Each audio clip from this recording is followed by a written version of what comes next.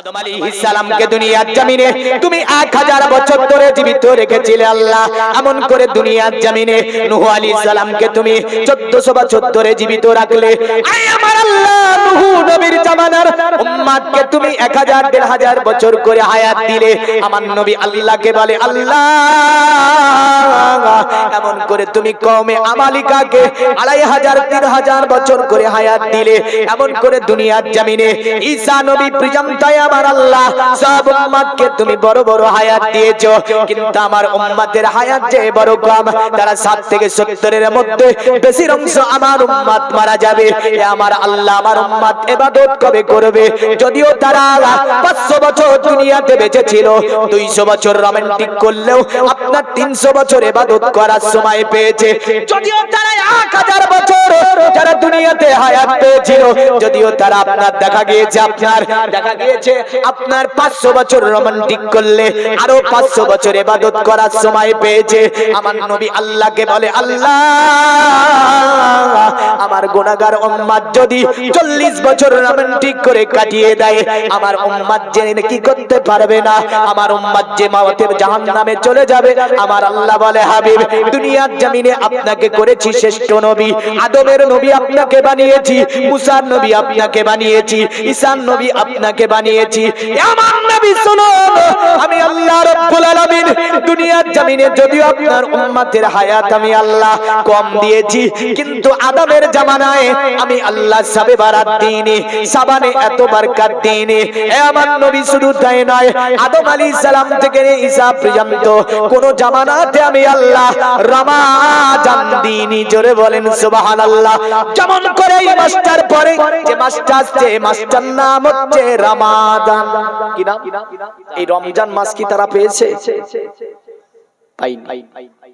আল্লাহ বলছে, হাবিব তাদের যদি হায়াত দিয়েছিলাম, তারা 500-700 বছর করে দুনিয়ার জমিনে ইবাদত করেছে, কিন্তু আপনার উম্মত যদি মাত্র একটি রাত্রি ইবাদত করে নেয়, আমি আল্লাহ আগের জামানার উম্মতেরা 400 বছর ইবাদত করে যে নেকি পেয়েছে, আপনার উম্মতকে আমি আল্লাহ পাক একটা রাত্রিতে কত নেকি দান করে দেব।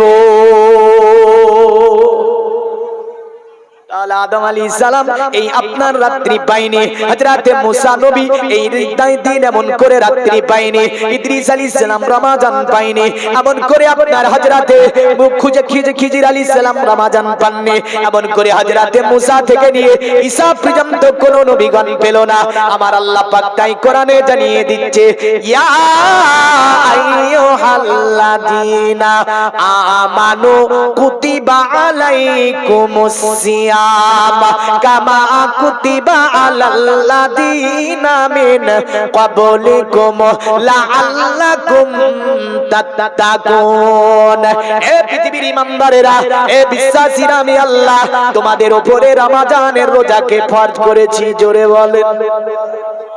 এই রমজানের রোজা ফরজ না? ফরজ না। কিন্তু আমরা তো চালাকি মারে অনেকে, রমজান আসলে অনেকের পেটে গ্যাস হবে, মাথায় যন্ত্রণা হবে, বুঝলেন তো? আল্লাহ বলছে ভয় করো না তোমরা, কারণ আমরা অনেকে ভয় করি রমজান। আচ্ছা বলেন তো, নামাজ কার জন্য পড়ে? কার জন্য? দান করেন কার জন্য? নিজের জন্য। আচ্ছা বলেন তো, জিকির আজকার করেন কার জন্য? নিজের জন্য। সব নিজের জন্য। আল্লাহ বলছে, আমার জন্য বান্দা নামাজ পড়ে না, আমার জন্য বান্দা দান খায়রাত করে না, আমার জন্য বান্দা দুনিয়ার জমিনে জিকির আজকার করে না। আমার আল্লাহ বলছে, শোনো দুনিয়ার মানুষ, দুনিয়ার জমিনে আমি আল্লাহ আমার জন্য বান্দা একটাই ইবাদত করে, ইবাদতটার নাম হচ্ছে রোজা। রোজা শব্দটি এসেছে রুমুজ শব্দ থেকে। রুমুজ শব্দের অর্থ জ্বালিয়ে দেওয়া, রুমুজ শব্দের অর্থ পুড়িয়ে দেওয়া, রুমুজ শব্দের অর্থ হচ্ছে ধ্বংস করে দেওয়া। এমন একটা ইবাদত আমার আল্লাহ উম্মতে মুহাম্মাদীকে দান করে দিল। আমার আল্লাহ বলে, হাবিব আপনার উম্মত যখন রমজানে রোজা রাখবে, আমি আল্লাহ রাব্বুল আলামিন তাদের জীবনের যত গুনাহ আছে সব গুনাহকে আমি আল্লাহ maaf করে দেব। জোরে বলেন সুবহানাল্লাহ। আমি আল্লাহ রাব্বুল আলামিন আপনার উম্মত যখন রোজা রাখবে, আমি আল্লাহ তাদের জীবনের গুনাহ তো maaf করে দেব। শুধু তাই নয়, এ আমার হাবিব দুনিয়াতে বান্দা আল্লাহর জন্য কেবলমাত্র মাত্র একটাই ইবাদত করে থাকে, যে ইবাদতটার নাম হচ্ছে রোজা। সিয়াম মানে এক ধরনের এটা আত্মা সিদ্ধি, নিজের আত্মা নাফসকে কন্ট্রোল করতে পারে এমন ইবাদতের নাম হচ্ছে রোজা। জোরে বলেন সুবহানাল্লাহ। রোজা একটা উপবাস। এখানে যদি বলেন শুধু মুসলিম ধর্মে কি উপবাস আছে? না, পৃথিবীতে যত ধর্মগ্রন্থ আছে সব ধর্মীয় গ্রন্থতে উপবাসের কথা উল্লেখ করা হয়েছে। জোরে বলবেন না? মানে তারা ফলমূল খেয়ে 3 দিনে উপবাস করবে, বাদ বাকি অন্য খাবার মানে ভাত আর রুটি খাবে না। সনাতন ধর্মের রোজা যাবে। এখন সনাতন ধর্মে দেখা যাচ্ছে আমার ধর্মে যদি একটা ভুল কাজ করে ফেলে, আপনি ধরেন ভুল কাজ করে ফেললেন রোজা অবস্থায়, আপনি ভুল করে 1 গ্লাস পানি পান করে নিয়েছেন, আচ্ছা বলেন রোজা থাকবে না ভাঙবে?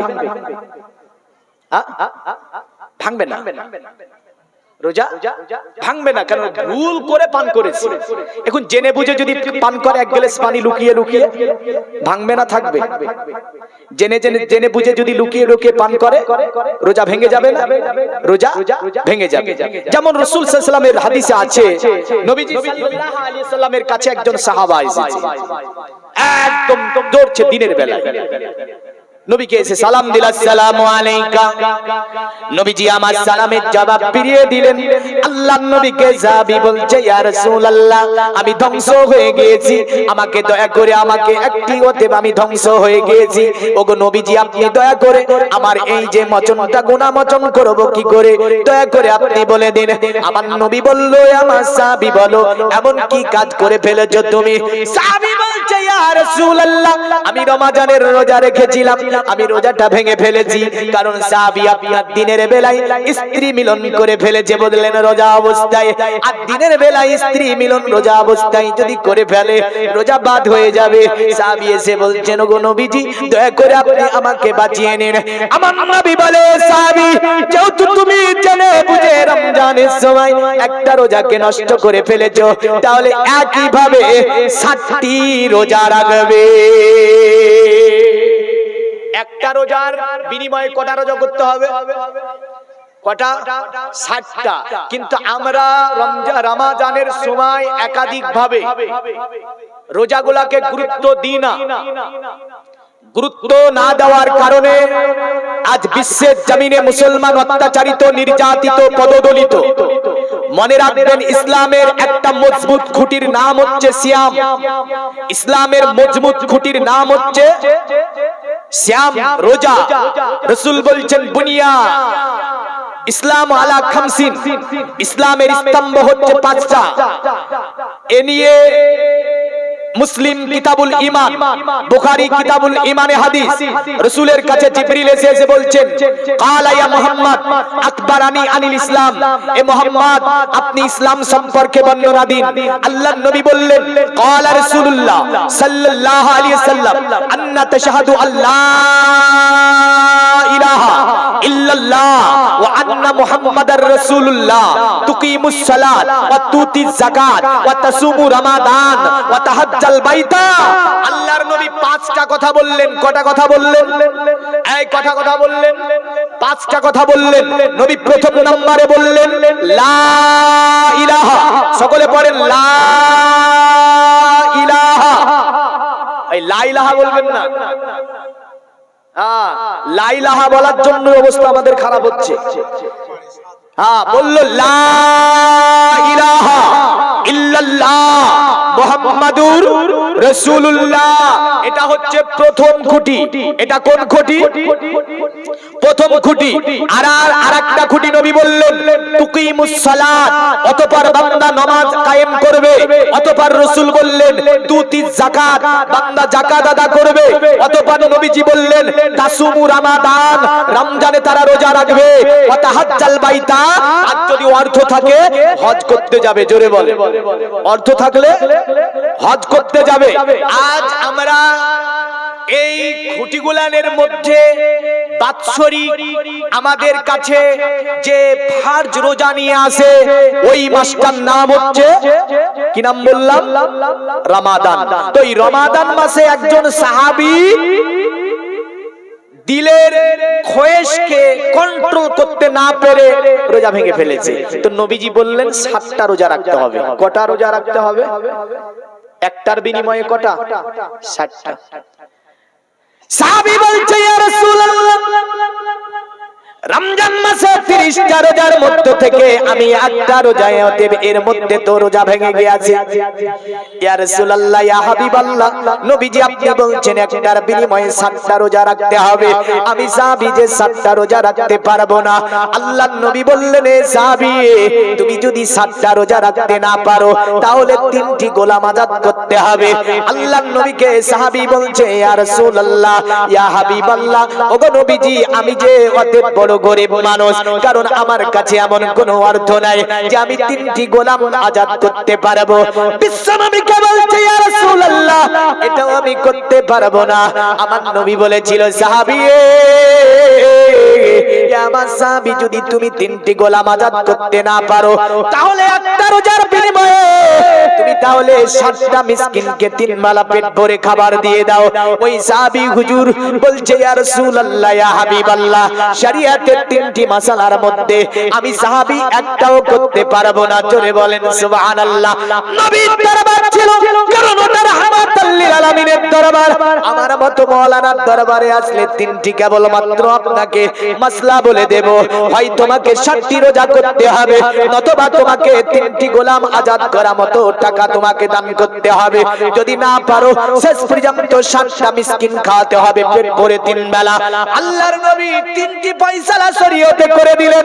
এর বাইরে কোনো ফয়সালা কোনো মুফতি করতে পারবে না, কোনো মুহাদ্দিস করতে পারবে না, কোনো মুহাক্কিক করতে পারবে না, কোনো মুদাক্কিক করতে পারবে না, কোনো জ্ঞানী বিজ্ঞানী করতে পারবে না, যেটা আল্লাহর নবী এর বাইরে একটা ফয়সালা করেছিল। জোরে বলেন সুবহানাল্লাহ। সাহাবীকে বলছে, সাহাবী, তাহলে 3টির মধ্যে একটাও পারবে না? বলে না, আমি 3টির মধ্যে একটাও পারবো না। আমার নবী বলল, সাহাবী, এই সাহাবী, তাহলে তুমি বসে যাও। সাহাবী আপনার বসে আছে মদিনাতুল মুনাওয়ারার সরজমিনে। একজন ব্যক্তি হাঁটাই করে বললেন, একটা পাত্রতে করে ভালো ভালো খাজুর মাথায় করে নবীজির দরবারে নিয়ে হাজির করলো। আল্লাহর নবী তাকে জিজ্ঞাসা করলেন, বলো তো এটা কিসের মাল? বলল, ইয়া রাসূলুল্লাহ, এটা হচ্ছে সাদকার খাজুর। কিসের? নবীজি সাদকার মাল জীবনে খাননি। সুবহানাল্লাহ। এই এমন একটা পরিবার, আহলে বায়াত, যাদের উপরে সাদকাকে রাসূলুল্লাহ হারাম করে দিলেন, মানাতকে রাসূলুল্লাহ হারাম করে দিলেন, যাকাতকে রাসূলুল্লাহ হারাম করে দিলেন, ফিতরাকে রাসূলুল্লাহ হারাম করে দিলেন। এই শরিয়ত বংশের উপরে নবী বললে, আমার শরিয়ত বংশের উপরে ভিক্ষা করা, হাত পেতে চাওয়া, সাদকা, মানাত, ওসুল, যাকাতের মাল, ফিতরার মাল আমার বংশের মানুষের উপরে আমি নবীজি হারাম করে দিলাম। জোরে বলেন সুবহানাল্লাহ। এ কত পবিত্র পরিবার, যে পরিবারকে নিয়ে পবিত্র কোরআন সাক্ষী দিচ্ছে। ইন্নামা ইউরিদুল্লাহু লিইজহিবা আনকুমুর রিজসা আহলাল বাইত ওয়া ইউতাহিরুকুম তাতহীরা। জোরে বলবেন না সুবহানাল্লাহ। নিশ্চয় আমি আহলে বায়াতকে সমস্ত প্রকারের নাপাকি থেকে আমি আল্লাহ পবিত্র করে রেখেছি। জোরে বলুন, সমস্ত নাপাকি থেকে আমি আল্লাহ পবিত্র রেখেছি আহলে বায়াতকে। আর মুহাম্মদ সাল্লাল্লাহু আলাইহি ওয়াসাল্লামের পবিত্রতার কথা একটুখানি বলে দিই। আচ্ছা বলেন তো, আপনারা যদি সকলে মিলে মনে করেন দুনিয়ার সব মানুষগুলো যে আল্লাহকে দেখবো, সম্ভব কি সম্ভব নয়? সম্ভব। দুনিয়ার যত রাজা, মন্ত্রী, এমএলএ, এমপি আছে, যত জ্ঞানী গুণী বিজ্ঞানী আছে, যত মনীষী জ্যোতিষী আছে, যত ঝোষী আছে, সবগুলো একদিকে হয়ে যদি বলে একটা নবী বানাবো, পারবে? পারবে না? কেউ যদি মনে করে স্কুল কলেজ ইউনিভার্সিটি যত অনেক শিক্ষা দীক্ষা অনেক কিছু আপনার জাদু মন্ত্র ও কিছু দিয়ে একটা নবী বানানো যাবে? যাবে। কারণ এগুলো সম্ভব নয় দুনিয়া থেকে। আচ্ছা বলেন তো, দুনিয়ার কেউ আল্লাহকে কেন দেখতে পাবে না? পাবে না, ওটা তো সবাই বলতে পারে। এটা তো সহজ প্রশ্ন যে আপনারা বলে দিলেন না পারবে না, কিন্তু কেন দেখতে পারবে না? এখন যদি বান্দা বলে আল্লাহ জোহর আসর মাগরিব ঈশা থেকে নিয়ে 5 ওয়াক্ত নামাজ পড়ে আর আল্লাহকে বলে আল্লাহ তুমি আমারে দেখা দাও, এমন করে তাহাজ্জুদ নামাজ পড়ে মসজিদে কেঁদে কেঁদে যদি বলে আল্লাহ তুমি আমার দেখা দাও, আল্লাহ বলে বান্দারে আমি তোর সঙ্গে দেখা করব না, কারণ আল্লাহ তার সঙ্গে দেখা করে না যার মধ্যে নাপাকি থাকে। কি থাকে? যার মধ্যে নাপাকি থাকে। আচ্ছা আমাদের মধ্যে নাপাকি আছে না নাই? এই যে আমাদের মধ্যে যে ব্লাড গুলো চলছে প্রতিটা শিরাতে, এই ব্লাডটা পাক না নাপাক? নাপাক।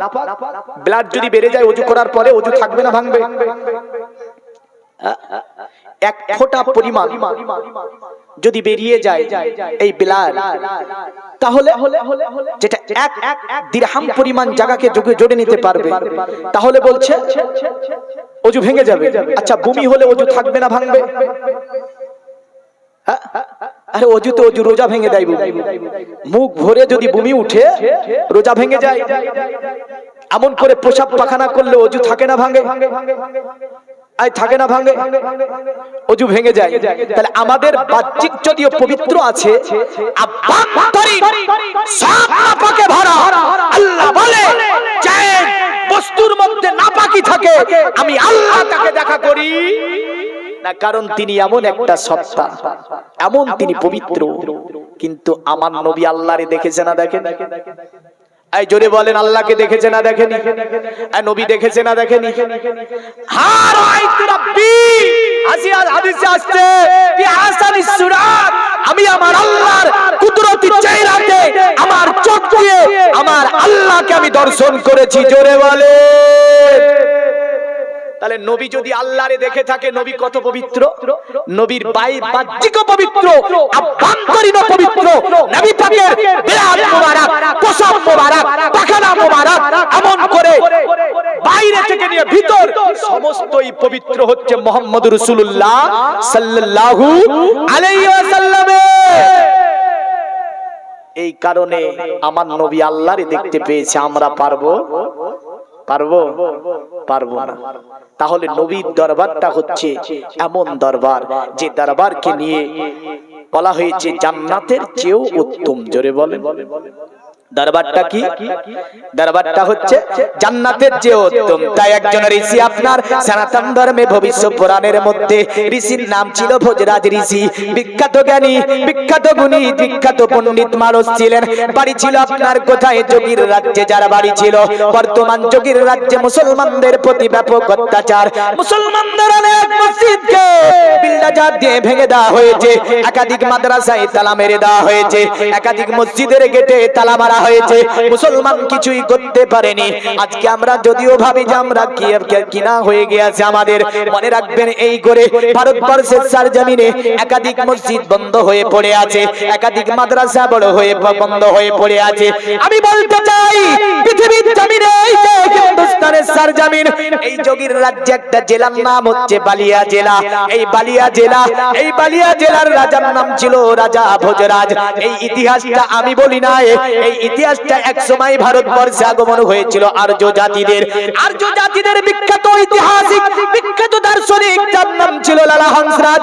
এই লালা হংসরাজ একসময় আপনার এই যে উত্তর প্রদেশে বালিয়া জেলার একটা মন্দিরের মধ্যে একটা লাইব্রেরি দেখতে পায়। ওই লাইব্রেরিতে তথ্য সংগ্রহ করতে গিয়ে আজ থেকে 1500 বছর আগের একটা চিঠি পাওয়া যায়, যে চিঠিটা লেখা ছিল রাজা ভোজরাজের। আর ওই চিঠির কিছুটা অংশ বর্তমান আপনার সনাতন কিতাবটির নাম হচ্ছে ভবিষ্যৎ পুরাণ। যদিও পুরা সনাতন ধর্মটা বেদ থেকে চলে না, রামায়ণ থেকে চলে না, বাইবেল গীতা থেকে চলে না, এমন করে তারা আপনার মহাভারত থেকে চালায় না, কারণ পুরা সনাতন ধর্মটা বর্তমানে চলে যে কিতাব দিয়ে, কিতাবটির নাম হচ্ছে ভবিষ্যৎ পুরাণ। আর এই ভবিষ্যৎ পুরাণটা লেখা আর যদি আপনি দেখতে যান ব্রাহ্ম গোষ্ঠী ব্রাহ্মণেরা আপনার নিজের মতো করে সাজিয়ে গুছিয়ে আপনার লিখেছে, কারণ ব্রাহ্ম গোষ্ঠী নিজের আপনার স্বার্থের জন্য এই আপনার কিতাবটাকে লিখে জাতির কাছে পৌঁছিয়েছে। এই কারণে দীনকৃষ্ণ ঠাকুর একটা কথা বলল যে গাঁজা বেশি খেয়ে সনাতন ধর্মের যে কিতাবটা লেখা হয়েছে ওই কিতাবের নাম হচ্ছে ভবিষ্য পুরাণ। এটা আমি বলিনি, একজন সনাতনী ঋষি দীনকৃষ্ণ ঠাকুরের একটা এতে বলছিল যে হিন্দুদের একটা কিতাব বেশি গাঁজা খেয়ে লেখা হয়েছে, ওই গাঁজা খাওয়া কিতাবটার নাম হচ্ছে ভবিষ্য পুরাণ। মানে গাঁজা খেয়েছে আর লিখেছে বসে বসে। তার মানে এই কিতাবটাতে তথ্য সংগ্রহ করতে গিয়ে দেখা যাচ্ছে যে এই ব্রাহ্মণরা বুঝলেন যা করে মানুষকে শোষণ করতে হয় বিভিন্ন কিছু ওটার মধ্যে লিখে দিয়েছে, আর ওটা দিয়ে জাতিকে পরিচালনা করতে চাই। বেদ দিয়ে নয়, বাইবেল দিয়ে, রামায়ণ দিয়ে নয়, গীতা দিয়ে নয়, কারণ এগুলো পড়েই না তারা, বুঝলেন? তার জন্য বলেছিল যে বেশি গাঁজা খেয়েছে আর লিখেছে কিতাবটা।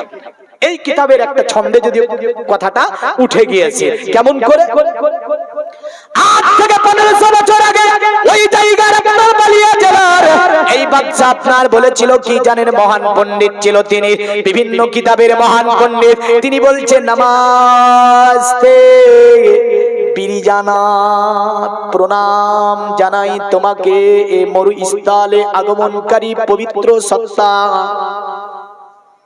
প্রণাম জানানো এটা কার নীতি? কার নীতি? না মুসলমানের? মুসলমান বলবে কি? সালাম দেবে আর প্রণাম জানাবে অন্য ধর্মে।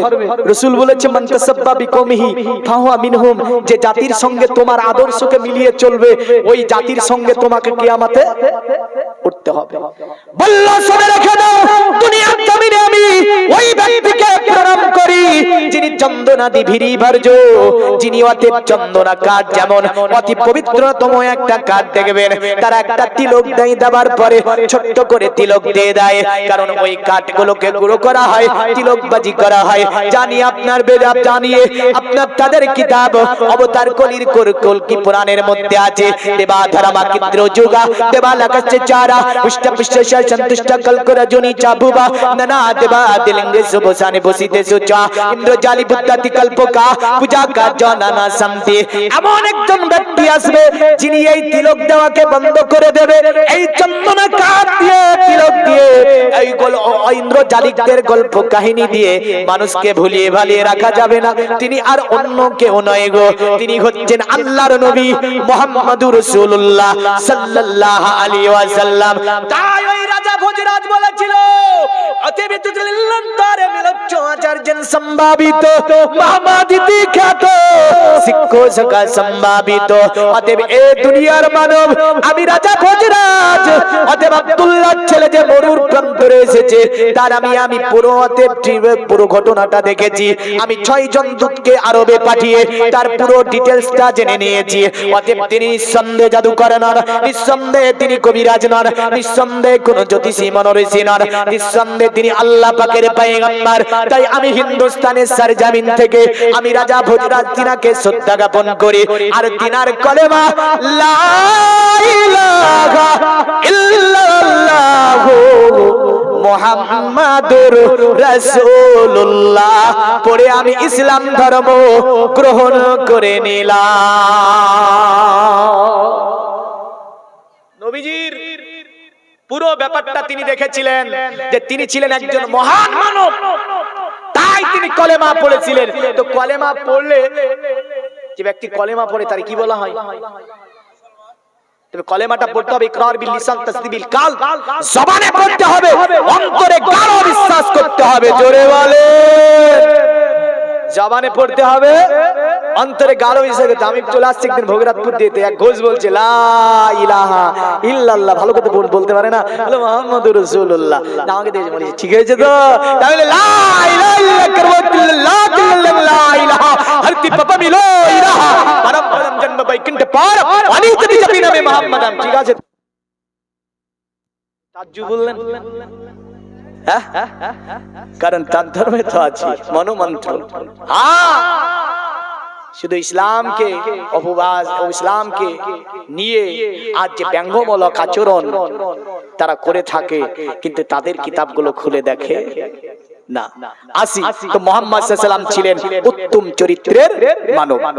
আল্লাহর নবী সাহাবাকে বললেন বসো। সাহাবা বসে আছে, ইতিমধ্যে ওই পত্রের খাজুর রাসূল জিজ্ঞাসা করলেন, বলে এটা কিসের খাজুর? উনি বলল, ইয়া রাসূলুল্লাহ এটা হচ্ছে সাদকার মাল।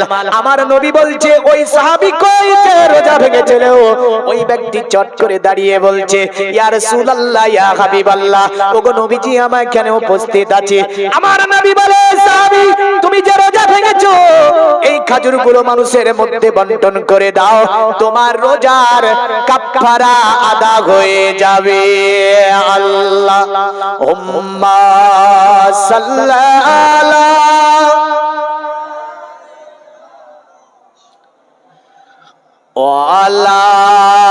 আলাইহি।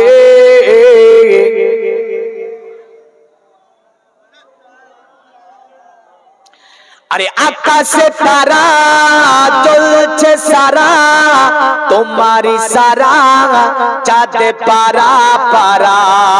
জোরে বলুন সুবহানাল্লাহ। আরে আকাশে তারা জ্বলছে সারা, তোমারই সারা চাঁদে পারা পারা। গারে হীরা কোরআনে পারা, প্রতিটি সূরা তোমারি তরে। জমিন আসমান তোমারি তরে, হলো তো জাহান তোমারি তরে।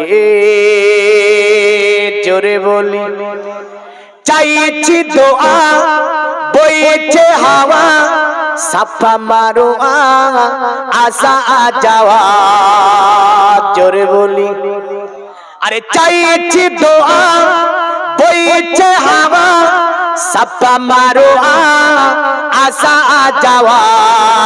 জান্নাত পাওয়া আরো মেওয়া, এসব হাওয়া তোমারি তরে। জমিন আসমান তোমারি তরে, হলো তো জাহান তোমারি তরে। দেখে মধ্যে জান তোমারি তরে, ও নবী মহান তোমারি তরে। মোহাব্বতে আল্লাহুম্মা সাল্লাল্লাহু ওয়া আলা আলিহি।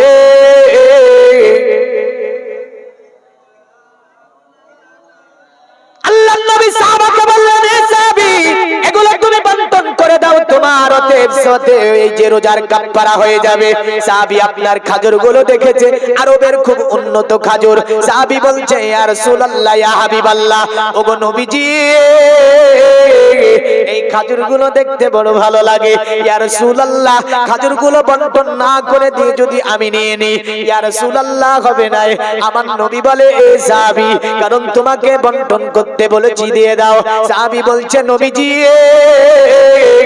আমার বাড়িতে বিবি বাচ্চা ক্ষুধার্ত আছে, ইয়া রাসূলুল্লাহ যদি এই খাজুরগুলো আপনি আমাকে দিয়ে দেন, আমি আমার বাড়িতে বিবি বাচ্চাকে নিয়ে গিয়ে ভক্ষণ করাবো। আল্লাহর নবীর দরবার, রাহমাতুল লিল আলামিনের দরবার, যে দরবার থেকে শরীয়তের জন্ম হয়েছে, যে দরবার থেকে আপনার শরীয়ত তৈরি হয়েছে, যে দরবার থেকে উম্মতের জন্য কানুন তৈরি হয়েছে, যে দরবার থেকে আমার আল্লাহ রাব্বুল আলামিন ইসলামকে চতুর্দিকে বিস্তার করিয়েছেন, এই দরবারে সাহাবী বলছে, ইয়া রাসূলুল্লাহ এগুলো বন্টন না করে যদি বিবি বাচ্চার জন্য নিয়ে যায়, বলুন কাফারা হবে কিনা? আমার নবী মুস্কিয়েছে, বলছে, সাহাবী যাও তুমি খাজুর নিয়ে বাড়ি চলে যাও, নিজের বিবি বাচ্চাকে ভক্ষণ করিয়ে দাও, তোমার রোজার কাফারা আদা হয়ে যাবে। জোরে বলেন সুবহানাল্লাহ। বোঝা গেল ওটা নবীর দরবারে হয়েছে। এই বলে আপনি আমি যদি রোজাগুলোকে ছেড়ে দিয়ে ইমাম সাহেবের কাছে গিয়ে মাসলা চান, তিনটি মাসলা ইমাম দিতে পারবে। এক, তিনটি গোলাম আজাদ করতে হবে, নতুবা আপনাকে আপনার কি করতে হবে, একটা রোজা বিনা কারণে ছাড়ার জন্য ধারাবাহিকভাবে 7টা রোজা রোজা আপনাকে পালন করতে হবে। আর যদি আপনি 7টা রোজা পালন করতে না পারেন, বিনা কারণে একটা রোজা ছাড়ার কারণে, আমার নবী বলেন তাকে 7টা মিসকিনকে পেট ভরে 3 বেলা খাবার দিতে হবে। হে মুসলমান, যদি দিতে না পারি এর শাস্তি আপনাকে আমাকে নিশ্চয় কবরে নিতে হবে। আল্লাহর নবী বললেন, শোনো আমার উম্মত, আমি রাসূলুল্লাহ তোমাদের জন্য আল্লাহর কাছ থেকে এমন কিছু বড় নিয়ে এসেছি যা অন্য উম্মতেরা পায়নি, অন্য উম্মতকে আমার আল্লাহ পাক দেয়নি। কারণ দুনিয়ার জমিনে মানুষের প্রকাশ্য দুশমন যারা, ওরা হচ্ছে আপনার ইবলিস শয়তান। পবিত্র কোরআন আমার আল্লাহ পাক বলে দিল যে ক্বালা ইয়া বুনাইয়া লা তাকসুস রুয়াকা আলা ইখওয়াতিকা ফায়াকিদু লাকা কায়দা ইন্নাশ শাইতানা লিল ইনসানি আদুব্বুম মুবিন। আল্লাহ বললেন তোমাদের প্রকাশ্য দুশমন যারা, তারা হচ্ছে ইবলিস শয়তান। এই প্রকাশ্য দুশমন হচ্ছে আমাদের শয়তান। শয়তান বলেন তো বান্দাকে নামাজ পড়তে মানা করে, এই করে, আপনারা বললেন করে না, আমি বলবো করে না। বলেন তো শয়তান কি মানুষকে রোজা রাখতে বাধা দেয়? বলে না, শয়তান মানুষকে রোজা রাখতে বাধা দেয় না। শয়তান কি কোরআন পড়তে বাধা দেয়? বলে না, শয়তান কোরআন পড়তে বাধা দেয় না। শয়তান কি যাকাত ফিতরা দিতে বাধা দেয়? বলে না, শয়তান যাকাত ফিতরা দিতে বাধা দেয় না। এ মুসলমান, এই ইবলিস ছিল একটা সময় মুআল্লিমুল মালায়েকা, ফেরেশতা শিক্ষকতা করেছে যে ইবলিস শয়তান ও তো পাগলা নয় যে আপনাকে আপনি শুধু নামাজ ভোলাবে। ইবলিস বলে শোনো, দুনিয়ার জমিনে ইবলিস মানুষকে একটা কাজ ভুলিয়ে দেবে, আর একটা কাজের জন্য নামাজ ভুলে থাকবে। ওই কাজ ভোলার জন্য রোজা ভুলে যাবে, ওই কাজ ভুলিয়ে থাকার জন্য যাকাত ভুলে যাবে। ওই কাজ ভুলিয়ে দিলে ওই বান্দা গুনাহ করবে, ওই কাজ ভুলিয়ে দিলে বান্দা তিনি ইসলাম কি জিনিস জানতে চাইবে না। এ মুসলমান, ওটা অন্য কোনো জিনিস নয়। ইবলিস যেটাকে আমাদেরকে ভুলিয়ে রাখে ওটার নাম হচ্ছে মৃত্যু। ওটার নাম কি? মরণ। কারণ যার মরণকে স্মরণ থাকবে না, গুনাহ করবে না। মরণ স্মরণ যদি না থাকে ও নামাজে যাবে? যাবে না। মরণের স্মরণ যদি না থাকে ওই ব্যক্তি মদ পান বলেন করবে না? করবে। যদি মরণের স্মরণ থাকে মদ পান করবে? করবে না। যে না করবে না, মদ পান করবে না, চুরিদারি করবে না, অন্যায় অবিচার অত্যাচার জুলুম করবে না বান্দা।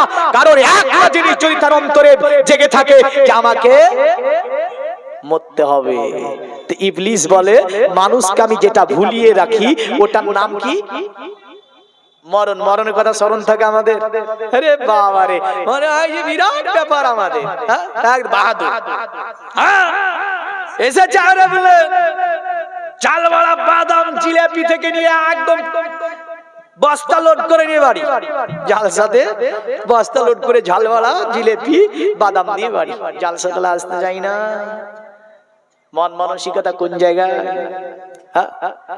আরে বাহাদুরি থাকবে না দেখে যাইব, ফুরিয়ে বসন্ত আসিবে শ্রাবণ। আসবে না? আসবে না। বসন্ত ফুরিয়ে গেলে শ্রাবণের দেখা মিলে। ফুরিয়ে বসন্ত আসিবে শ্রাবণ। তৈরি থেকো, তৈরি রেখো, কোরআনি আমাল ঈমান, একই দিনে তোমারি নাম মসজিদে হবে এলান। একই দিন তোমারি নাম মসজিদে হবে এলান। আরে তৈরি থেকো, তৈরি রেখো, কবরে মান সামান, একদিন তোমারি নাম মসজিদে হবে এলান। একদিন তোমাকে পড়িয়ে কাপন আত্মীয় স্বজন করবে দাফন করবে না একদিন তোমাকে পরিয়ে কাপন আত্মীয় স্বজন করবে দাফন হঠাৎ চলে যাবে আদরের দান প্রিয় মা বাবার ভাসিয়ে নয়ন তৈরি রেখো সুন্নতি আমাল ইমান একদিন তোমারি নাম মসজিদে হবে এলান মোহাব্বতে পড়েন আল্লাহুম্মা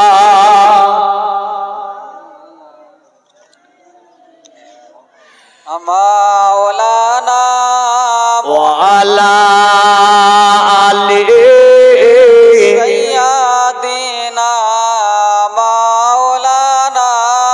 পৃথিবীর মুমিন মুসলমান শয়তান মানুষের প্রকাশ্য দুশমন এই শয়তান বান্দাকে যেটা ভুলিয়ে রাখতে চায় ওটার নাম হচ্ছে মৃত্যু আর মৃত্যু যদি বান্দা ভুলে থাকে নিজের আত্মাকে কন্ট্রোল করতে পারবে না আর এই নাফস এমন একটি জিনিস বুঝলেন এর মধ্যে দুটি জিনিস বসবাস করে শ্রী অরবিন্দ ঘোষ আত্মাকে নিয়ে গবেষণা করলো এমন করে মেডিকেল সায়েন্স আত্মাকে নিয়ে গবেষণা করতে গিয়ে যা আপনার ওই গবেষণা গন্তব্য স্থানে পৌঁছাতে সক্ষম হলো না আদম নবী থেকে নিয়ে যত বিজ্ঞানী এসেছে ঋষি মুনি মনোঋষি এসেছে সকলে গবেষণা করেছে আত্মা কি জিনিস বুঝতে সক্ষম হননি শেষ পর্যন্ত এই ফয়সালাটা যে কিতাব দিয়ে দিয়েছে এটা আপনার বেদ দিতে পারেনি মহাভারত রামায়ণ জানদেবাস্তা ত্রিপিটক গীতা দিতে পারেনি এই কি আপনার ফয়সালা যিনি দিয়েছে ওটা মুসলমানদের কোরআন মুসলমানদের কিতাব কিতাবের নাম হচ্ছে আল কোরআন জোরে বলেন সুবহানাল্লাহ এমন করে পৃথিবীর জমিনে বৈজ্ঞানিক কয়েকটা তথ্য আপনাকে বলে যাব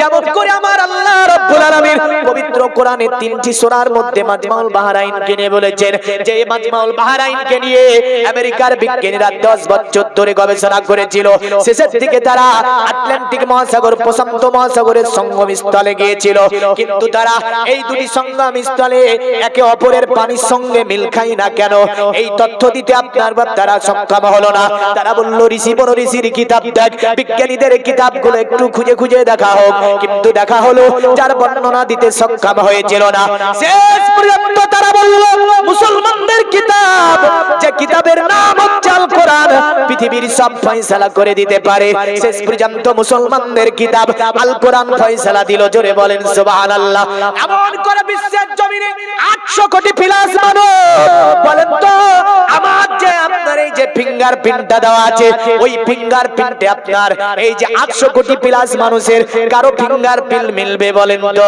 এই যে তথ্যটা পৃথিবীতে বেদের মধ্যে নাই বাইবেলে নাই রামায়ণে নাই জানদেবাস্তায় নাই ত্রিপিটকে নাই এমন করে গীতার মধ্যে নাই এমন করে আপনার সাহেব গ্রন্থ আপনার নাই এই কিতাবটা এই যে পরিচয় পত্র এমন করে বিশ্বের মানুষের সঙ্গে মানুষের যে একটা নিজে আপনার সেফটি নিজের আইডি গুলোকে ঠিক করে রাখবে একে অপরের সঙ্গে মিলবে না এই তথ্যটা আপনার যে কিতাব দিল ওটা মুসলমানদের কিতাব কিতাবটির নাম হচ্ছে আল কোরআন জোরে বলেন সুবহানাল্লাহ এমন করে আপনার ওই যে চাঁদে মানুষ ভ্রমণ করবে এই চাঁদে ভ্রমণ করার যাত্রা বেদ থেকে প্রথম বিজ্ঞানীরা পায়নি বাইবেল থেকে পায়নি মহাভারত থেকে পায়নি জানদেবাস্তা থেকে পায়নি কিন্তু মুসলমানদের কিতাব কিতাবের নাম আল কোরআন এই আল কোরআনে একটা সূরার নামই আল্লাহ করে দিচ্ছে সূরাতুল কামার চাঁদের নামে একটা সূরা আমার আল্লাহ নাজিল করে দিচ্ছে জোরে বলেন সুবহানাল্লাহ এমন করে দুনিয়ার জমিনে এরোপ্লেন বলুন না কেন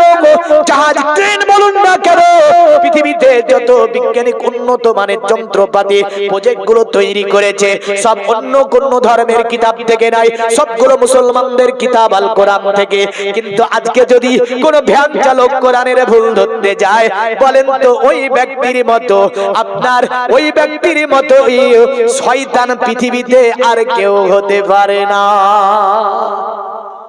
পারে এখন ভ্যান চালককে যদি আপনার জাহাজে উঠিয়ে দিয়ে বলে পাইলট বানিয়ে দেয় জাহাজ উঠে যাবে আকাশে উঠবে না সমুদ্রে যাবে হ্যাঁ আকাশে তো উঠবে না কারণ ও ভ্যান চালায় বুঝলেন আর ভ্যান চালককে জাহাজ চালাতে দিয়েছে তো কোন দিকে যাবে বুঝতে পেরেছেন এর আগে একজন বদমাইশ ওই যে কোরআনের কথাগুলো বলেছিল, তো জানে না, 4 পর্যন্ত পড়েছে, ওর ভাষাগুলো শোনেন না, না ভাষা জানে না না বলতে পারে। তো এই ব্যক্তি আর কি করবে বলেন? কিন্তু বিজ্ঞান গবেষণাগারে উচ্চ জায়গায় যে কিতাবটাকে স্থান করা দেওয়া হয়েছে, ওই কিতাবটার নাম হচ্ছে আল কোরআন। জোরে বলবেন না? এই কারণে পৃথিবীর জমিনে আপনার বিখ্যাত বিজ্ঞানী যারা নাম নিউল্যান্ড দা ভিঞ্চি আল কোরআন তিনি পড়তে পারতেন, কোরআনের মানে বলতে পারতেন। এমন করে বিখ্যাত বিজ্ঞানী যারা নাম আপনার গ্যালিলিও গ্যালিলি তিনি কোরআন পড়তে পারতেন, মানে বলতে পারতেন। এমন করে দুনিয়ার জমিনে নীল আর্মস্ট্রং তিনি কোরআন পড়তে পারতেন, কোরআনের মানে করতে পারতেন। বিখ্যাত চিকিৎসা বিজ্ঞানী ইবনে সিনা কোরআন পড়তে পারতেন, কোরআনের মানে বলতে পারতেন। এমন করে দুনিয়ার জমিনে ওই যে আপনার ওই আমেরিকার বিখ্যাত একজন বিজ্ঞানী যিনি আল কোরআনের ব্যাখ্যা করতে গিয়ে ইসলাম ধর্ম গ্রহণ করেছিলেন, যার নাম ছিল নরেন্দ্র সিং, তিনি কোরআনের আপনার ভুল ধরতে গিয়ে নিজে ইসলাম ধর্ম গ্রহণ করে নিয়েছিল। বিশ্বের মুসলমান জাতি, এ মুসলমান যুবক, তোমাকে আমি বলবো, দুনিয়াতে আজকে যদি তুমি ইতিহাস দেখো দেখতে পাবে এই জাতি ছিল অতি উন্নত, এই জাতি ছিল অতি আপনার উন্নত জাতি। সমগ্র বিশ্বকে যারা চালিয়েছে একটা সময় তারাই হচ্ছে মুসলমান জাতি। কোন কিতাব দিয়ে চালিয়েছে? তো বলবে আল কোরআন দিয়ে মুসলমানরা চালিয়েছে। আজ কোরআন আমাদের ঘরে, আমাদের মাদ্রাসার চতুর্দিকে কোরআন দেখা যায়, কিন্তু আজ কোরআন থেকেও আমরা শোষিত হয়েছি, অত্যাচারিত হয়েছি, লাঞ্ছিত হয়েছি, বঞ্চিত হয়েছি, পদদলিত হয়েছি। আজ মুসলমানদেরকে কয় ভাগে ভাগ করে যাই দেখেন, কখনো এই রাজনীতি প্লটে মুসলমানদেরকে ফেলার পরে মুসলিম দিয়ে মুসলিমকে মারিয়ে দেয়। এই মাথা মোটার জাত বুঝতে পারেনি। এমন করে বিভিন্ন জায়গায় কে মরলো মুসলমান, মারলো কে মুসলমান, আর মারালো কে অন্য ব্যক্তি। হ্যাঁ, মারছে মুসলমান, মরছে মুসলমান, আর মারাচ্ছে মুদ খাওয়া ব্যক্তি। ছি ছি ছি ছি, এর মাথাতে কি ঢুকবে মুসলমানের মাথায়? আজ গোবর খেয়ে তোমাকে চালাই, কিন্তু তুমি উন্নত জাতি, আর ও গোবর খেয়ে তোমাকে চালিয়ে দিল, তাহলে তোমার মাথাতে কোন গোবর আছে তুমি নিজে ভাবো।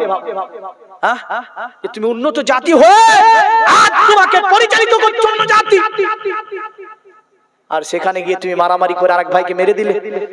ছি ছি ছি ছি, এর চেয়ে নোংরামি, এই অসভ্য আর কি হতে পারে?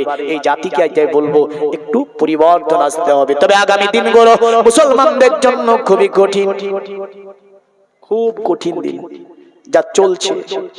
এই মুসলমান মাথায় টুপি, মুখে দাড়ি, মাথায় টুপি মুখে দাড়ি নিয়ে মুসলমানের দল পাকিয়ে যুদ্ধ আপনার লাগাচ্ছে, সিংহাসনে বসে বসে মুসলমানকে দিয়ে মুসলমানকে মারাবে।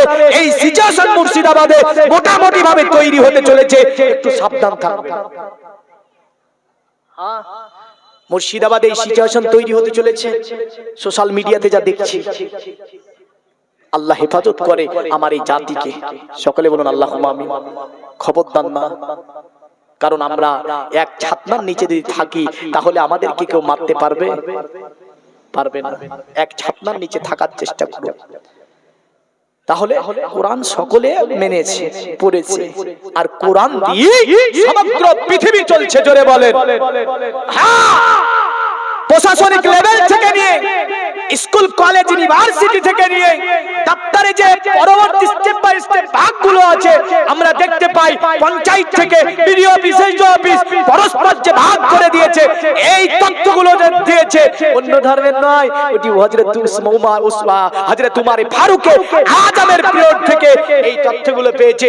বলেন তো জমি বন্টন প্রক্রিয়া কে দিয়েছে? জানেন না মুসলমান? জমি বন্টন প্রক্রিয়া যিনি চালু করে দিয়েছিলেন মুসলিম জাহানের দ্বিতীয় খলিফা, খলিফাতুল মুমিনিন হযরত উমর ফারুক আজম। জোরে বলেন সুবহানাল্লাহ। হ্যাঁ, আর আজকে বলছে কি কানা ঘোড়া ঘোড়া কোথা থেকে এসে বলছে আমরা চাই হিন্দুত্ববাদ। हिंदुस्तान, अरे हिंदुस्तानी है, इसका नाम हिंदुस्तानी है। এসে বলে দিল। আর যত কিছু তৈরি হলো সাবে মুসলমানদের কিতাব থেকে পুরো ভারতবর্ষে অর্থনৈতিক পরিকাঠামোর দুটি কায়দা, দুটি দিক। এক হচ্ছে ট্রেন, দ্বিতীয় হচ্ছে কি জানেন? মুসলমানদের সংস্থা, যেটার নাম হচ্ছে তাজমহল। জোরে বলে। পুরো ভারতের অর্থনীতিকে ঠেকিয়ে রেখেছে। পুরা ভারতবর্ষের অর্থনীতিকে দাঁড় করে রেখেছে দুটি জিনিস, এক রেলওয়ে আর একটা হচ্ছে কি তাজমহল। কার? মুসলমানের নয়। হ্যাঁ, এমন করে মুসলমানের অনেক সংস্থা আছে যা থেকে মোটা টাকা আয় হয়। তো কি ও বলছে বানাবো বানাবো, কানা খোড়া আদাড়া কুটে থেকে এসেছে, গোবর টোবর মাথায় ভরে একটু দ্বন্দ্ব পাকানোর চেষ্টা চলছে। আল্লাহ হেফাজত করে আমার দেশকে। সকলে বলুন আল্লাহুম্মা আমিন। এ দেশে আমি জন্ম নিয়েছি, দেশের প্রতি আমার প্রেম আছে, এ দেশের প্রতি আমার ভালোবাসা আছে। এ দেশের সম্প্রীতি বজায় তখনও ছিল, এখনো থাকবে। এই তৌফিক আমার আল্লাহ দান করে। সকলে বলেন আসি। আমাদের প্রকাশ্য দুশমনের নাম কি বলেছি? ইবলিস। এই জাতটাকে কন্ট্রোল করতে হবে। তো ওই যে আপনার শ্রী অরবিন্দ ঘোষ, তিনি বলতে গিয়ে বলল, মানুষের আমি দুটি হালকুমের নিচে বসবাস করে। এই প্রশ্নটা আজ থেকে 1400 বছর আগে মুহাম্মদ রাসূলুল্লাহকে করলো আরবের বিশিষ্ট কাফেররা। তাফসিরে সাবি, তাফসিরে জালালাইন, বিভিন্ন কিতাবের মধ্যে রয়েছে। মুহাম্মদকে যখন করলো, বলুন আমিটা কি, রূহটা কি? আল্লাহ রাব্বুল আলামিন তারপরে আয়াত নাজিল করে বললেন যে রূহ হচ্ছে আল্লাহর হুকুম। জোরে বলেন সুবহানাল্লাহ। রূহ হচ্ছে আল্লাহর হুকুম, এই রূহটা হচ্ছে আল্লাহর হুকুম। তো এই যে নফস, একে কন্ট্রোল করা খুবই কঠিন। কঠিন না? এই কারণে আমার নবীর হাদিস দেখুন, বিশ্ব নবীর দরবারে মদিনার একজন যুবক এসে নবীজিকে বলছে, ইয়া রাসূলুল্লাহ, ইয়া হাবিবাল্লাহ, নবীজি আমার বয়স হয়েছে, কিন্তু আমি বিবাহ করতে চাই, কিন্তু আমার স্ত্রীকে আমি খাবার দিতে পারবো না। আমাদের মধ্যে এমন কোন বাবা মা আছে এরকম বলে, ছেলে যখন বলো বিয়ে করব, তখন বাপ মা বলে নিজের পায়ে দাঁড়া। কি বলে? নিজের পায়ে দাঁড়া। এই ও ওর পায়ে দাঁড়ায়নি, তো আপনার পায়ে দাঁড়িয়ে আছে নাকি? হ্যাঁ, যে নিজের পায়ে দাঁড়া। রুজির মালিক কে? কে রুজির মালিক? আল্লাহ। হাদিসগুলো শুনে রেখে দেন, তবে ভালো হবে। ওই যুবকটা বলছে আমি স্ত্রীকে খাবার দিতে পারবো না, তার ভরণ পোষণ করতে পারবো না। আল্লাহর নবী বললেন, যদি তুমি স্ত্রীকে খাবার দিতে না পারো, ভরণ পোষণ করতে না পারো, দুনিয়ার জমিনে আমি রাসূলুল্লাহ তোমাকে একটা ইবাদত শিখিয়ে দিচ্ছি। আল্লাহর নবী বললেন, তাহলে দুনিয়াতে তুমি রোজা রাখো। জোরে বলেন সুবহানাল্লাহ। বিশ্ব নবী বললেন, রোজা রাখলে একটা কন্ট্রোল থাকে। দুনিয়ার জমিনে বিজ্ঞানীরা গবেষণা করে বলল, আব্দুল্লাহর ছেলে মুহাম্মদ রাসূলুল্লাহ সাল্লাল্লাহু আলাইহি সাল্লাম আজ থেকে 1500 বছর আগে মুসলিম ধর্মে এমন একটা কানুন চালু করে দিল, একটা নাম হচ্ছে নামাজ। মানে কাঁধে কাঁধ মিলিয়ে পড়বে, ফকির পাশে একজন মন্ত্রী দাঁড়াবে, মন্ত্রীর পাশে ফকির দাঁড়াবে, এমন করে আপনার কেমন করে একজন রাজার পাশে বা প্রজা দাঁড়াবে, প্রজার পাশে রাজা দাঁড়াবে। যদি কেউ বলে না আমি মালদার ফকিরের পাশে দাঁড়াবো না, আল্লাহ বলছে তোর নামাজ হবে না, তোর নামাজ আমি নেব না। এমন করে আল্লাহর নবী সাল্লাল্লাহু আলাইহি ওয়াসাল্লাম সুন্দরতম একটা আখলাক নীতি শিখিয়ে দিল মুসলমানদেরকে। অতঃপর তারা বলল, মুসলমানদের মধ্যে আব্দুল্লাহর ছেলে মুহাম্মদ ছিল বড় একজন বিজ্ঞানী, কারণ তাদের বাৎসরিক একটা করে মাস তাদেরকে উপবাসের অনুমতি দিলেন। মুহাম্মদ বাহ্যিক আভ্যন্তরীণ দুটি দিককে ভেবে অনুমতি দিলেন, যেটা তার স্রষ্টার কাছ থেকে তিনি পেয়েছিলেন। কারণ একজন বান্দা যদি বাৎসরিক একটা মাস রোজা রাখে, আমার আল্লাহ বলে তার জীবনের অতএব মাংস পেশিগুলোকে নতুন করে জন্ম দিই আমি আল্লাহ, রক্তে আমি আল্লাহ পাক বুদ্ধিগুলোকে নতুন করে জন্ম দিই, প্রেমকে আমি আল্লাহ ধুলাই করে দিই, এমন করে পচন শক্তিকে আমার আল্লাহ পাক বাড়িয়ে দেয়। শুধু তাই নয়, কিডনি থেকে নিয়ে, হাড় থেকে নিয়ে, সেরা উপসেরা থেকে নিয়ে, মাংস পেশি থেকে নিয়ে আমার আল্লাহ বলে সেগুলোকে আমি আল্লাহ একটা নতুন জীবন দান করি। আরো জোরে বলবেন না? তাহলে রোজা রাখাতে উপকার আছে না অপকার আছে? রোজা রাখাতে উপকার আছে। যারা বলে গ্যাসের সমস্যাতে রোজা রাখতে পারছি না, একটা দোকানে বসে আছি রোজার সময় একজন এসে পান নিয়ে মুখে ভরে দিল আমার সামনে। তাহলে সে পান খাচ্ছেন, আপনি মুসলিম না কি গো? মুসলিম আমি। পান খাচ্ছেন, রোজা রাখেন না? তো সে রোজা রাখতে পারি না, আমার পেটে ব্যথা হয়। বলে সাহারের মতো পান খেতে পারে আর রোজা রাখতে পারেন না, পেটে ব্যথা হয়? ভণ্ডামি করার একটা সীমা থাকে। রাসূল বললেন যদি অসুখের কারণে তুমি রোজা রাখতে না পারো, খবরদার রোজদারের সম্মুখে তুমি খেতে পারবে না, ঘরের মধ্যে ঢুকে তোমারে খেতে হবে। আর এ পেটে আলসারের কথা বলে ও চায়ের দোকানে বসে বসে রোজদারের সময় চা খায়, এই অনুমতি কে দিয়েছে ওরে? শরীয়ত তো দেয়নি। শরীয়ত বলেছে তুমি অসুখের কারণে যদি রোজা রাখতে না পারো তাহলে তোমাকে ঘরের মধ্যে খেতে হবে, তুমি বাইরে ওপেন অন্য মাসে যেমন করে খাবার দাবার ভক্ষণ করো, ওপেন এমন ভক্ষণ করতে তুমি পারবে? পারবে না। আমার আল্লাহ বলছেন দুনিয়াতে বান্দাকে বলে একটাই ইবাদত আমি আল্লাহ আমার জন্য করে, যেটার নাম হচ্ছে সিয়াম, রোজা। জোরে বলেন সুবহানাল্লাহ। আল্লাহ রাব্বুল আলামিন আপনার নবীকে জানিয়ে দেয় হাবিব এমন একটা মাস আমি আল্লাহ রাব্বুল আলামিন আপনার উপরে পাঠিয়ে দিলাম যেটার নাম হচ্ছে রমজানুল মুবারকের রোজা। আল্লাহর হাবিব বলে আয় আমার আল্লাহ আমার উম্মতের উপরে এই যে মাসটাকে তুমি দান করলে, আল্লাহ বলে তারা যেন পরেজগার হয়ে যায়, তারা যেন মুত্তাকি হয়ে যায়, তাদের জীবনের গুনাহগুলিকে আমি আল্লাহ পাক যাতে maaf করে দিই। এই কারণে আপনার উম্মতের উপরে এই রমজানুল মুবারক মাস আমি আল্লাহ পাক পাঠিয়ে দিলাম। আমার নবী আল্লাহকে বলে এ আমার আল্লাহ এই রমজানুল মুবারক মাস আসবে, আমার উম্মতকে তোমার শয়তান প্লাবন দেবে, ইবলিস রোজা রাখতে দেবে না, কারণ ইবলিস প্লাবন দিয়ে রোজা ভুলিয়ে দেবে। আমার আল্লাহ বলে হাবিব চিন্তা করবেন না। বুখারীর হাদিস এইভাবে নবী বর্ণনা করে আমার আল্লাহ রমজান যখনই শুরু হয়ে যায় আল্লাহ পাক শয়তানের পায়ে বেড়ি দিয়ে বেঁধে দেয়। জোরে বলেন। তাহলে শয়তান তো বাধা থাকে, শয়তান বাধা থাকে, তাহলে শয়তানি করে কে? এটাও তো একটা প্রশ্ন হতে পারে। শয়তান বাধা থাকে তাহলে শয়তানিটা করে কে? শয়তান বাধা থাকে আর শয়তানের চেলা ছাড়া থাকে, বুঝলেন? ঠিক না ভুল? এদিন বেনামে আরেকজন 100 টাকা দান করেছে, আল্লাহ দান কবুল করুন। জোরে বলুন তো নারায়ে তাকবীর। সকালে এখনো বলেনি, এটা বললে প্রচুর নেকি হবে। হবে না? হবে না? বহুত নেকি। একটু জোরে বলুন তো নারায়ে রিসালাত ইয়া রাসূলুল্লাহ, নারায়ে তাকবীর বলেন, আল্লাহু আকবার,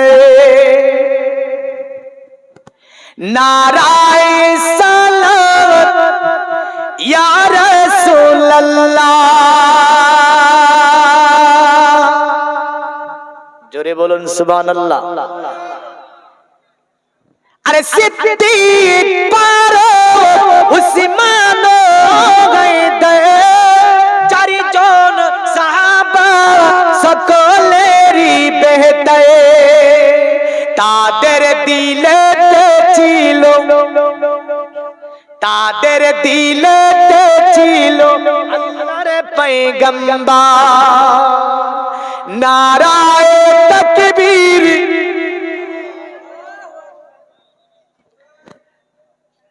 বাংলাদেশের শ্রোতাগুলো বুঝলেন এগুলো বলে, কিন্তু আমার মুর্শিদ এইদিকে পশ্চিম বাংলা মানে চুপচাপ বসে থাকা শ্রোতা।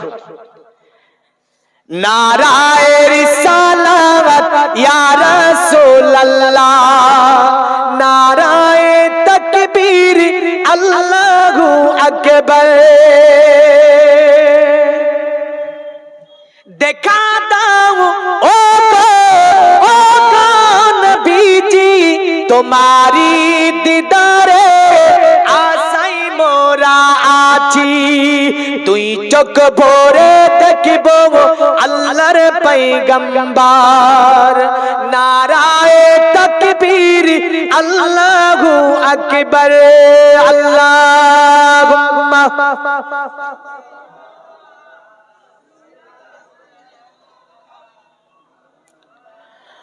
ওয়া আলা আলি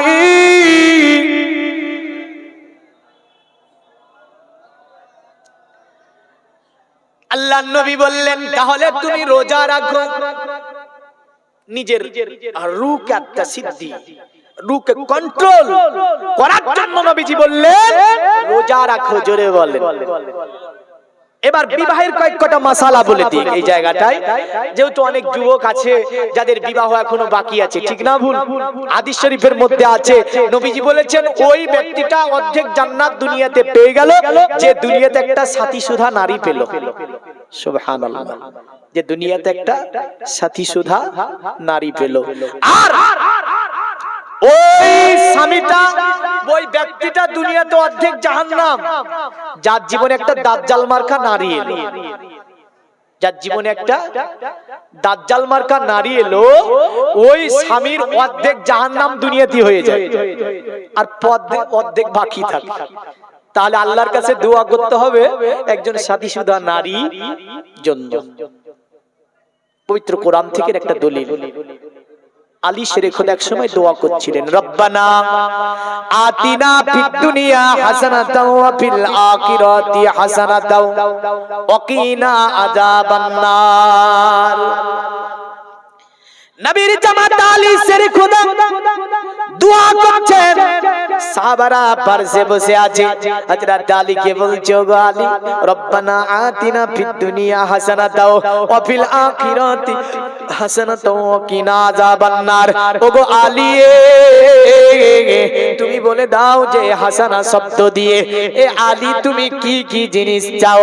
আলী বলে, শোনো নবীর সাহাবারা, তোমরা একজন একটার নিয়াত করতে পারো, কিন্তু আমি আলী শেরে খোদা আমি যখন এই আয়াত তেলাওয়াত করি হাসানা থেকে আল্লাহকে এটাই বলি, আল্লাহ দুনিয়ার জমিনে আমি আলী তুমি আমার জীবন সঙ্গিনী একটা সতী সুধা নারী মিলিয়ে দিও। জোরে বলেন সুবহানাল্লাহ। কারণ পৃথিবীর জমিনে যখন বান্দা আল্লাহর কাছে যায়, আল্লাহ তার চাওয়াকে কবুল করে, আল্লাহ তার চাওয়াকে পূর্ণ করে। এ মুসলমান, আল্লাহর নবী বললেন মিসকাতের হাদিস, অধ্যায় হচ্ছে কিতাবুন নিকাহ, রাসূলুল্লাহ সাল্লাল্লাহু আলাইহি ওয়াসাল্লাম তিনি বললেন, শোনো যুবকেরা, যখন তোমরা বিবাহ দেখতে যাবে, নবীজি সাল্লাল্লাহু আলাইহি ওয়াসাল্লাম তিনটি জিনিস বর্ণনা দিলেন। তোমরা যাবার পরে সর্বপ্রথম মেয়েদের দিন দেখবে। জোরে বলেন, কি দেখতে হবে? আমরা দেখি তো ডিজিটাল, কতটা ভুরু ফিলাপ হয়েছে, লিপস্টিক কেমন করে দিতে পেরেছে, বেহায়া নির্লজ্জ, বিবাহ করে স্ত্রীকে দিয়ে একসাথে টিকটক করে সোশ্যাল মিডিয়ায় ছাড়ে। ছি ছি ছি ছি, এর চেয়ে বেহায়া নির্লজ্জ পৃথিবীতে আর কিছু হতে পারে না। ইসলামের বাদশা যদি থাকতো এগুলোকে ফাঁসিতে চড়িয়ে দিত, বুঝলে? এত গুনাহ। আল্লাহ নবী বললেন তিনটি জিনিস দেখবে। এক নম্বরে নারীটার দিন দেখবে, মানে সে নামাজ পড়তে পারে কিনা, কোরআন পড়া জানে কিনা, সূরা কালেমা বলতে পারে কিনা।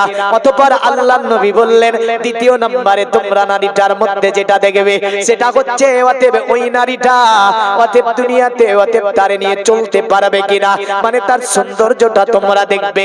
আল্লাহ নবী তৃতীয় নম্বরে বললেন অতঃপর তার সম্পদ দেখবে। অতঃপর বিশ্বনবী আবার বলছেন, শোনো, যদি তার মধ্যে দিন পেয়ে যাও, সৌন্দর্য কম থাকে, মাল কম থাকে, আল্লাহর নবী বললেন দিন যদি তার মধ্যে পেয়ে যাও তাহলে এ যুবক তুমি তারে বিবাহ করে নেবে। জোরে বলেন সুবহানাল্লাহ। কারণ বিশ্বনবী দিনের উপরে বেশি জোরদার দিয়েছেন, বেশি আরোপ করেছেন দিনটা জানার জন্য। কিন্তু আমাদের এখনকার বর্তমান জামানায় 20টা আঙ্গুলে বানরের মতো কুনি রাখা, এটাই নাকি সভ্যতা, এটাই নাকি আধুনিক ডিজাইন, এটাই নাকি আধুনিক স্টাইল। আমার দাদু পদ্মাদুর জামানা হলে বলতো বাদরের মতো কুনি কেন এর হাতে। এ মুসলমান, ডিজিটাল জামানার স্টাইল কি? ছিঁড়া প্যান্ট। যদি দাদু পদ্মাদুর জামানা হতো একটা প্যান্ট কিনে ভিক্ষা দিত, হ্যাঁ? কারণ এমন জায়গা ছিড়াতা বা এই হাঁটুর কাজ বললেন, মানে হাঁটু বেরিয়ে যাবে। ওই প্যান এমন করে তৈরি করেছে, ইহুদি মার্কা প্যান এগুলো হচ্ছে, হাঁটু বের করা ইহুদি মার্কা প্যান।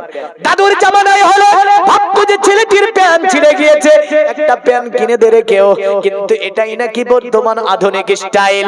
এই মুসলমান এমন করে বর্তমান আধুনিক স্টাইল যদি দাদুর জামানায় হতো, মানুষে তাকিয়ে তাকিয়ে দেখতো আর বলতো হয়তো ধরা পড়েছে ছেলেটা।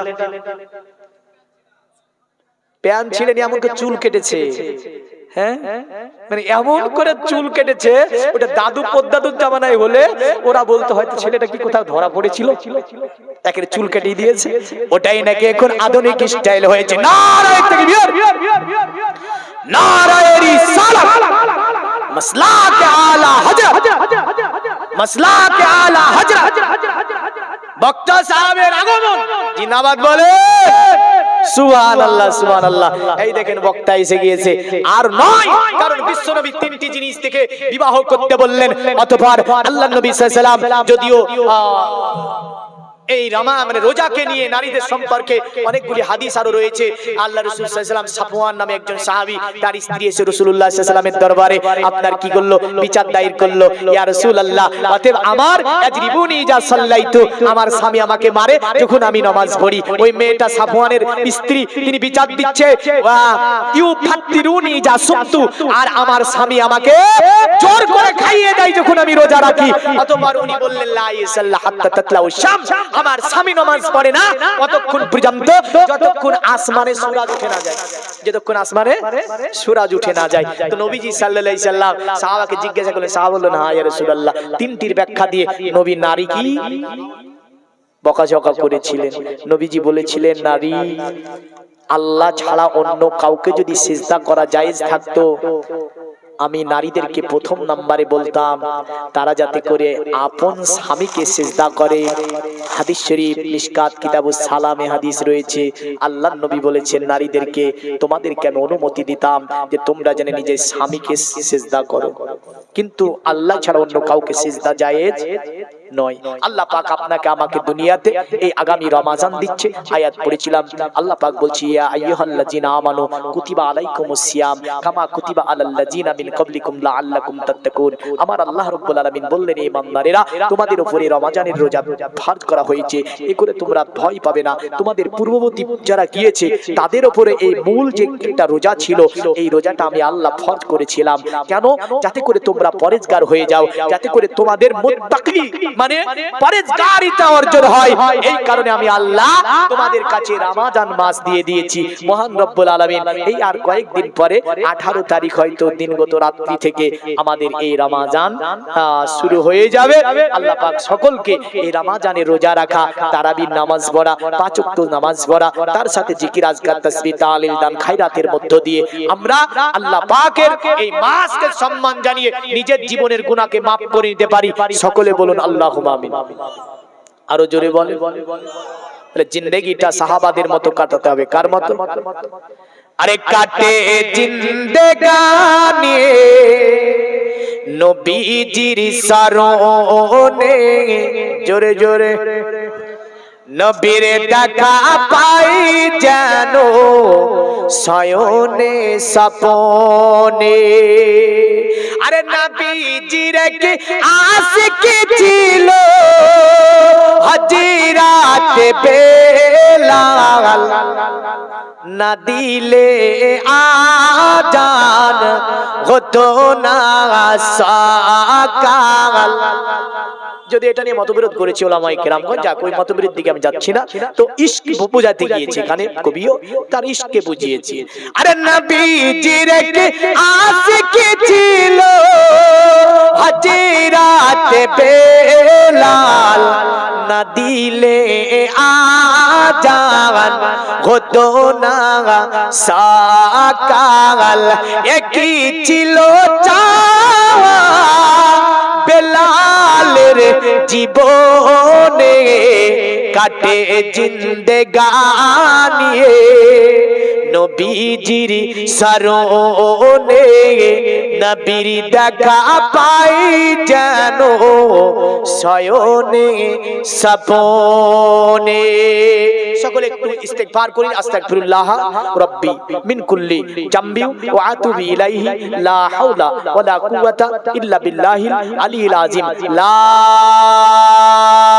ইলাহা ইল্লাল্লাহু মুহাম্মাদুর রাসূলুল্লাহ সাল্লাল্লাহু তাআলা আলাইহি ওয়াসাল্লাম।